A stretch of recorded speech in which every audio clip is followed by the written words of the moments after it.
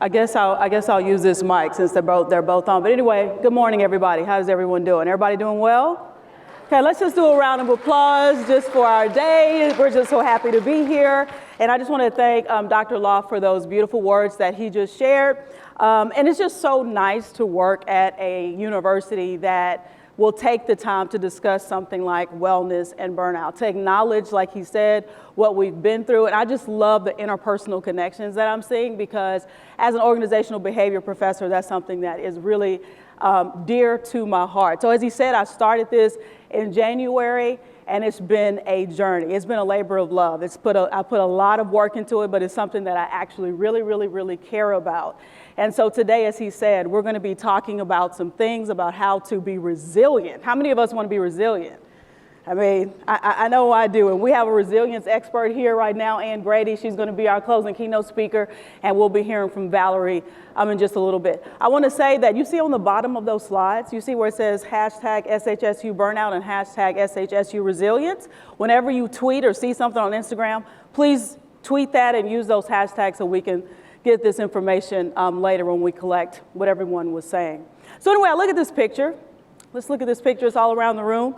And it just shows me someone who is, feeling accomplished, someone who has made it to the top of the mountain. And I'm a big believer that academia is cool. And when I do something great in academia, I kind of have this feeling of euphoria there.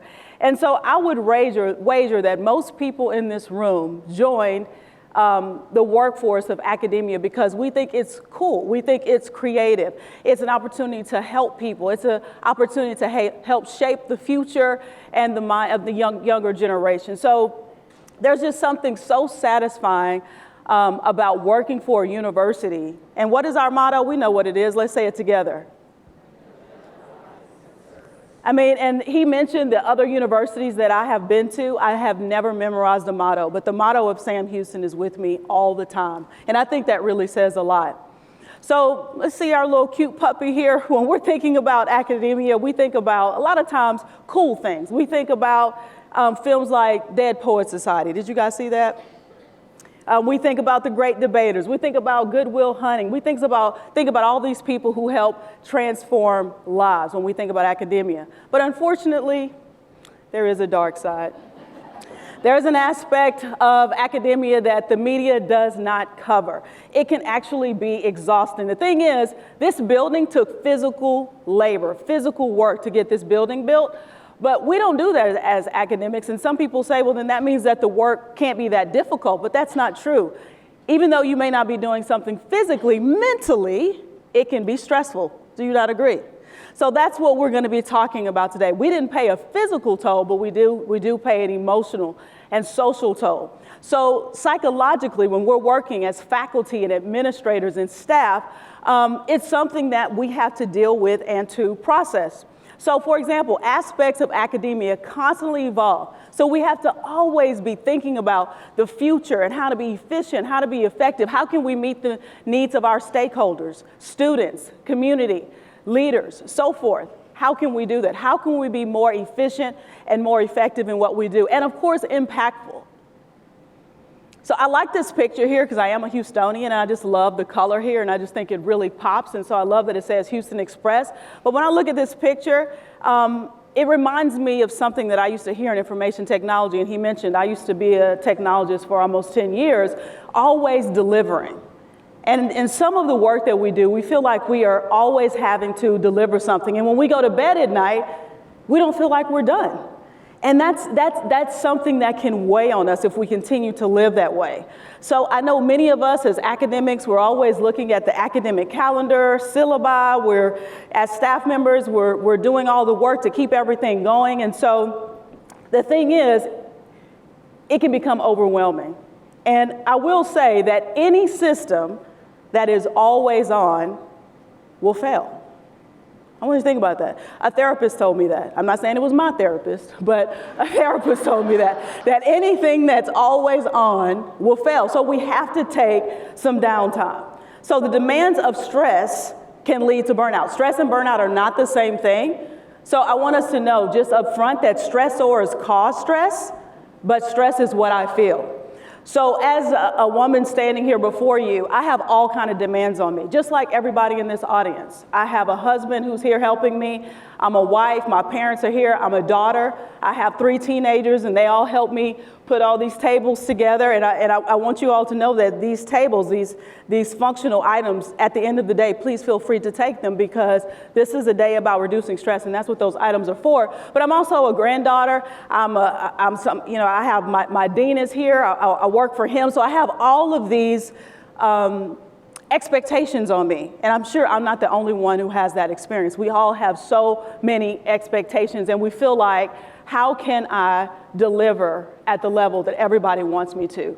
And in a society where it's hard to turn off, because I have my cell phone right here in my pocket as I'm presenting, we never turn off, or it's hard to turn off. So because of that, burnout has really become a problem. And COVID-19 just helped exacerbate that. So I've used the word burnout a lot. Let me make sure that I define the terms for you. So I've looked at a lot of academic and contemporary resources. And if you look, it says burnout is a psychological syndrome emerging as a prolonged response to chronic interpersonal stressors, again, things that cause me stress, on the job. The 3 key dimensions: number 1, an overwhelming sense of exhaustion, cynicism and detachment, and a sense of ineffectiveness and a lack of accomplishment. Or simply put, the ongoing feeling that today's resources can't meet or aren't enough to meet the demands of the day. That's when people start to feel burnout. So I want us to kind of think about that. There are 3 dimensions, as I said. Number 1, emotional exhaustion. And this is an overall lack of energy, a sense that your emotional resources are being fully consumed by work. That means that after you get home from work, you feel like you have nothing left to give. Has anyone ever felt that way before? That is emotional exhaustion, and I've been there. I am a repeat casualty of burnout, which is why this is something that is so important to me and why I wanted to really be a part of the conversation here at Sam Houston. Secondly, depersonalization. This signifies an unfeeling, cynical, or even impersonal response towards the recipients of one's services. And I've experienced this before. This is kind of like when you go to the doctor's office and maybe you ask a nurse, you're coming to visit a friend, and they say, oh, the broken leg is in room 2. So if someone says that, then that is a depersonalization. That person is using all of their energy to just get through the day, and they depersonalize people. And sometimes we do that when we get overwhelmed. Third, it was a reduced sense of accomplishment. And this is a really big deal for people, and we're going to talk about people who are really engaged, because when I have a reduced sense of personal accomplishment, when I'm really engaged, there can be some really negative outcomes. I can become overly critical of myself and others. So how widespread is burnout? The Gallup Workplace did a 3-part series in 2019 on employee burnout. It showed that burnout was a very common problem even before the global pandemic. So I want you all to know, and Brian alluded to this, I started this work before COVID-19, and COVID-19 just took it to a different level. In fact, 23% of the 7,500 respondents reported feeling burned out at work often or always, and 44% said they felt burnt out sometimes. So almost 2/3 of the full-time workers experienced some degree of burnout. So that just lets us know that burnout is something that is common to man. It's common to the human experience. So if you see this statistic here, so what happened in 2019? Well, we see that in the Hartford study, 2021 Future of Benefits Pulse survey, they found that 61% of U.S. workers are experiencing burnout. That is a lot, 61%. And as I move forward here, you'll see that when you start to break it out by gender, that women actually feel burnout at a higher level than men. And we're going to talk about that a little bit later. Even those results agree with the campus-wide survey that we did. So burnout is impacting employees across America, with women and younger workers being most affected. So what about academia? That's where we are. We're at Sam Houston State, a beautiful campus. The Fidelity Investment and the Chronicles of Higher Education did a study in February this year, which included responses from more than 1,100 faculty members. What did we find? The percent of faculty who felt stressed. Now let's think about this. I know I'm throwing a lot of numbers out here, but I'm trying to just set the groundwork for the day. They found that the percent of faculty who were stressed out rose from 32% in 2019 to 69%. Just think about that increase. The percent who felt angry rose from 12% to 32%. So because of that, guys, we did take the knives away at lunch later. No, I'm joking. And the percent who felt that they were fatigued went from 32% to 68%. So I know we're exhausted, we're tired, so that's why it means so much for you all to come out today on a Friday. And so among female faculty, the percentage feeling stressed climbed to 75% in 2020, compared with just 59% of male faculty, so that more than doubled. So I love this picture because they're working together there, but again, we can just see that women are dealing with stress at a higher level, and you may wonder why when we look at it nationally. It's because that women tend to be more primary caregivers, and we also work in the areas of service. And it's important to know that with burnout, it's typically in industries where you touch people. So yesterday was Veterans Day, and I want to appreciate and thank every veteran here. My father-in-law is a veteran, and actually yesterday was his birthday as well, so we celebrated him twice yesterday. Yes, please, yes. I want to thank everyone for their service. But if you are a veteran, if you are a nurse, if you are a teacher, if you are a professor, if you work with people, then that means that you can be more susceptible to burnout.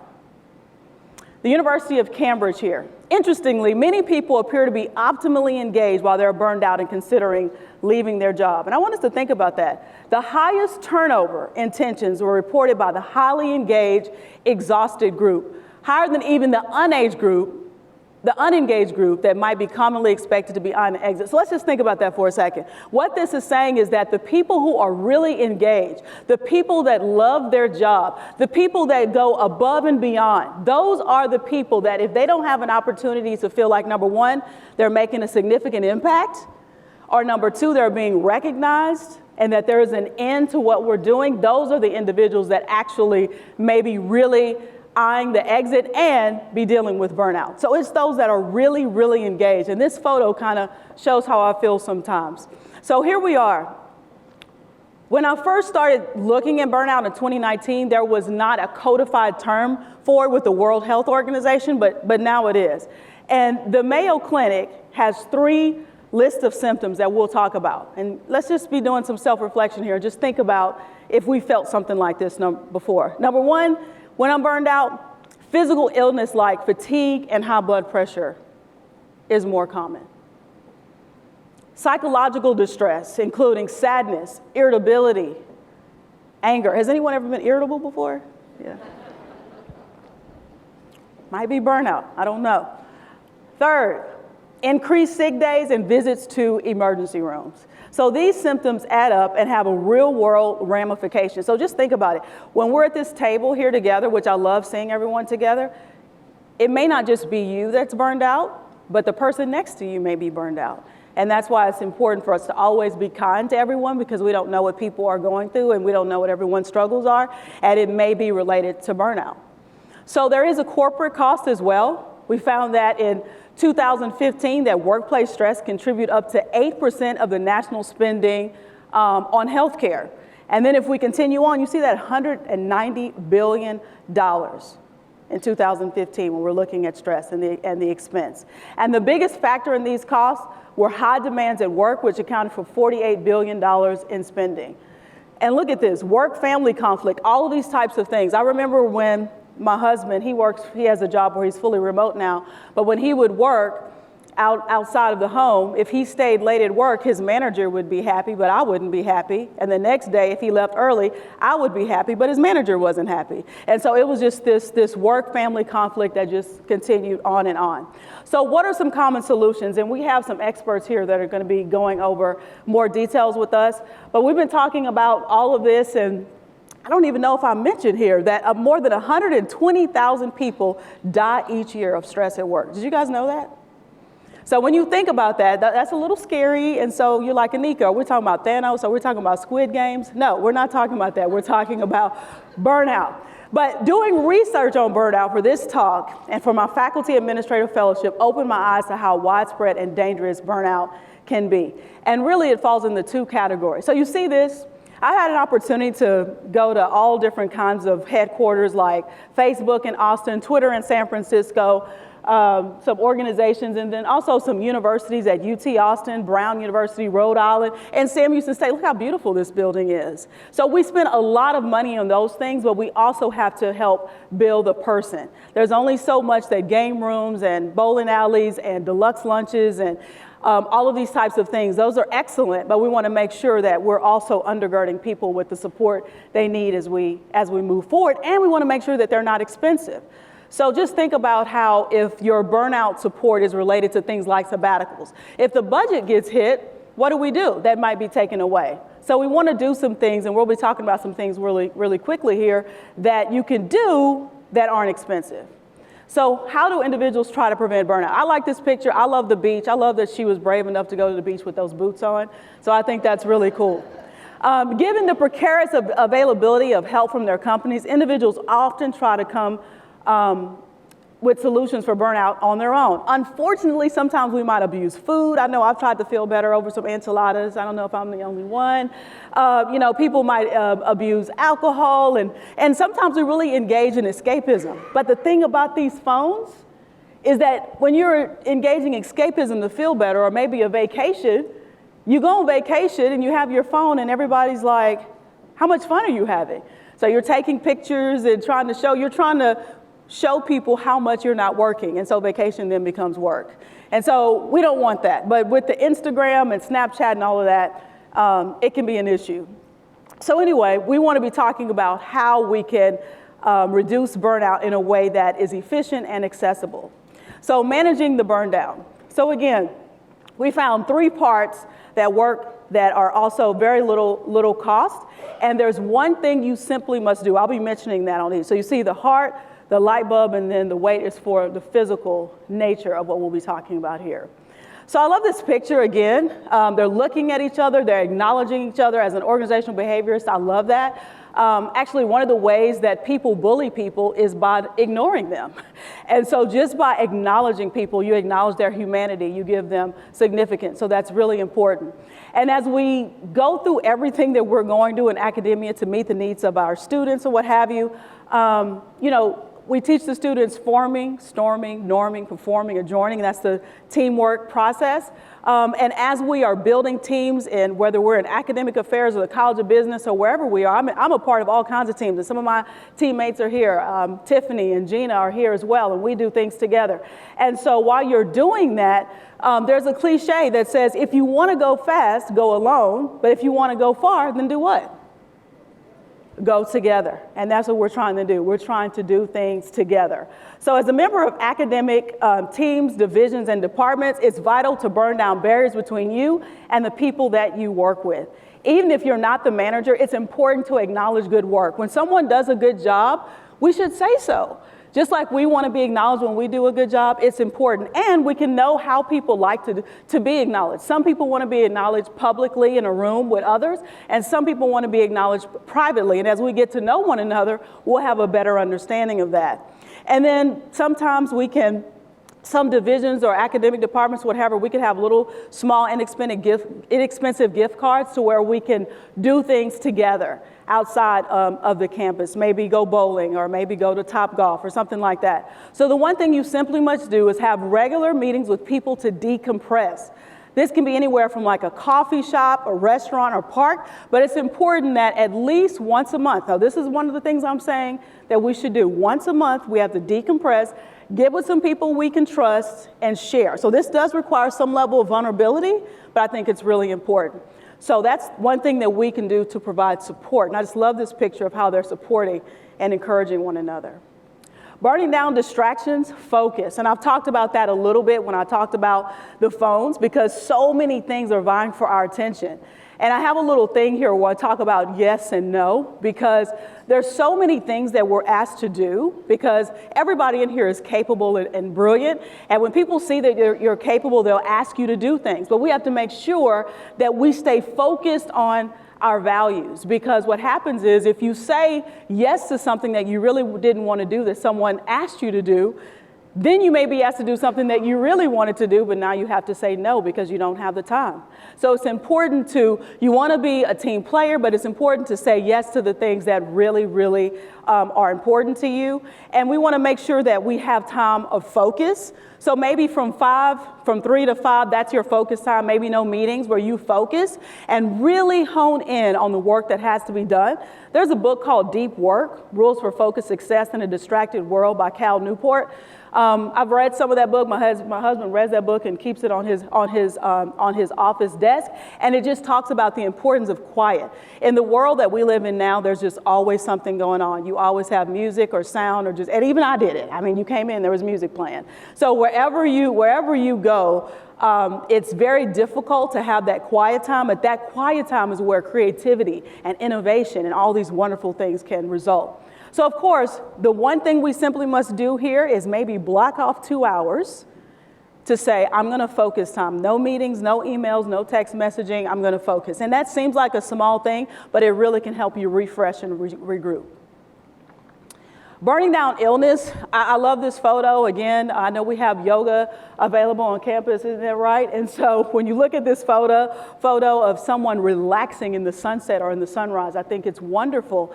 And there's a saying where a lot of us these days, because America is a beautiful country, but in some ways, a lot of us focus on our work as in terms of our identity. And when things go bad at work, then that means that things are going bad for me personally. That kind of divide may not be there as much as it may have been in our history. And so it's a lot of research out there that you can look at. It's called workism, and it's called the wrath of workism, where when work is the central of your life, when work doesn't go well, then it can really take a toll on you. So we really have to focus on our health. And health is wealth. Have you guys heard that saying? Health is wealth. And so some people, unfortunately, might use all of their youth and all their health to get wealth and to be productive. And then when they get older, they'll use that wealth and all that productivity to try to get their health back. But what we want to do is do things in balance. And so I love this photo. So what can we do? I don't know. Let me ask this question. Is everybody in here getting enough sleep? Raise your hand if you're getting enough sleep, right? Is everybody getting enough sleep? I see like 2 hands. Am I not? There's like 4 people that are getting enough sleep. So one thing that we can do, so it seems for this crowd that this is applicable, we can try to get more sleep. If you get more sleep, that can help you deal with stress and burnout better. So what can we do? Well, we can maybe hire someone to do the yard. Maybe that just takes up some time, and we can let someone, we can contract that out. Maybe have your groceries delivered. I'm just throwing out some ideas, but just some to-dos that we do in the day that may take up time. Maybe kind of contract out some of that, if of course if the schedule and the budget allows. But just try to get better sleep. One thing that we've done, we've put in some sleep hacks to try to get some rest. So we have white noise, and we bought a weighted blanket, and you're like, what are you talking about? But I'm telling you, it helped me sleep better, and it helps you deal with stress and anxiety better. So basically, we want to balance everything out. So that's why this photo's here. Practice over perfection, and I'm a person who is overcoming perfectionism, and so I try to work against it, and I don't want perfection to be the enemy of good. And so I don't know if anybody else is dealing with that, but what we want is to have balance so we can have appropriate stress levels. So what is the call to action here? Well, if you have thought about what we've talked about today, or what I've talked about so far, and we have some wonderful speakers coming up, let's look at that heart, our mind, and our bodies. We can just say here that we believe that you'll be more productive at work as we focus on those things. And the thing about me is I don't mind fruitful labor, but that unfruitful labor is tough. And that's why it's important to focus on values and really to move forward with what we're trying to do in terms of our goals. So being productive requires motivated individuals to reach out. So when we talked about having those monthly meetings, we have to reach out. So again, it requires some level of vulnerability, removing distractions, maybe not Aneika not always having her phone in her pocket, revitalizing myself, taking some time to relax and take a nap or go to bed earlier or what have you. And I believe that healthy departments and healthy divisions, there's so many colleges here and divisions that are represented here, if we individually focus on being healthier and having healthier interactions with our teams and our divisions, I believe that will then help us be healthier as a university. So basically, I'll be rooting for you as you burn down the stressors in your life so that we can be a better version of ourselves at work as well as at home. So as an academic, of course, I had to bring my references. So if there's some books here that you find interesting, I read the one, Why Zebras Don't Get Ulcers, this summer. It was excellent. I really appreciated it, and it taught me a lot. So some of those books I would definitely recommend. That's that Deep Work book, the second one that I mentioned there. And again, we're blessed to have a campus who cares about such an important topic. We have Ann Grady here who's going to be talking to us later, and Valerie Burton. And so as they speak and as they give their as they give their presentations, let's make sure that we acknowledge them and tweet them out. So thank you so much.